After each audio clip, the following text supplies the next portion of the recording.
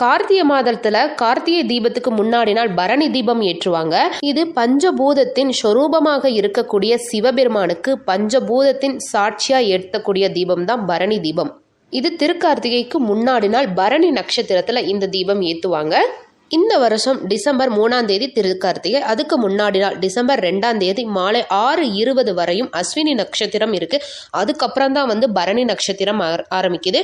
அப்ப நீங்க 6:20க்கு மேல 5 விளக்குகள் ஏற்றி வழிபடணும். 5 தீபம் ஏன் அப்படின்னா சிவபெருமான் பஞ்சபூதத்தின் சொரூபமானவர், அதனாலதான் 5 தீபங்கள் நம்ம ஏத்துறோம்.